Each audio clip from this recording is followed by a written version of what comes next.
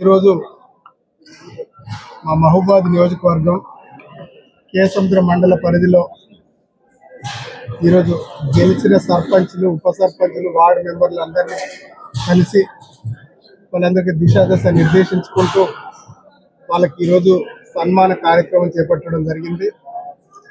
ఈ కార్యక్రమానికి గంట సంజయ్ రెడ్డి గారు, అంబటి మహేందర్ గారు, అదేవిధంగా బేరోడ్ వెంకన్న గారు, మన అల్లం నాగేశ్వరరావు గారు వీళ్ళందరితోటి ఒక సభను ఏర్పాటు చేసి గ్రామ సర్పంచులు వాళ్ళ విధి విధానాలు, వాళ్ళకు ఉండే ముఖ్య అంశాలు ఏంటిది, వాటి గురించి చాలా స్పష్టంగా వాళ్ళకు నిర్దేశించడం జరిగింది.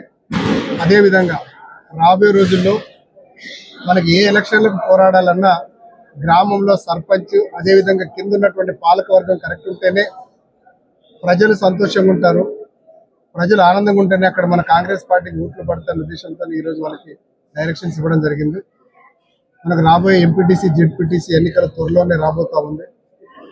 అందరం కలిసికట్టుగా ఎటువంటి భేదాభిప్రాయాలు లేకుండా గ్రామంలో ఐక్యతగా వండుకుంటూ పాలక వర్గంతో పాటు అక్కడ ఉన్నటువంటి సీనియర్ నాయకులు, గ్రామ పార్టీ అధ్యక్షులు అందరు కలిసి ఏదైనా మంచి జటిలమైన సమస్య ఉంటే అందరు కలిసికట్టుగా ఒక మంచి నిర్ణయం తీసుకొని ఊరు బాగు కొరకు అందరు పాటుపడాలని చెప్పేసి వాళ్ళు చెప్పడం జరిగింది. మన ఎంపీటీసీ, జెడ్పీటీసీ ఎన్నికల్లో కాంగ్రెస్ పార్టీ బీఫామ్ టికెట్ ఇస్తుంది కాబట్టి మన అభ్యర్థులను భారీ మెజార్టీలతో గెలిపించుకుంటాం. అదేవిధంగా రాబోయే రోజుల్లో మనకు 2029వ సంవత్సరంలో జమిలి ఎన్నికలు రాబోతా ఉంది. ఎమ్మెల్యే ఎన్నికలు, ఎంపీ ఎన్నికలు కలిసి వస్తాయి. అప్పుడు రెండవసారి గౌరవ ముఖ్యమంత్రి రేవంత్ రెడ్డి గారిని భారీ మెజార్టీతో గెలిపించుకుంటాం.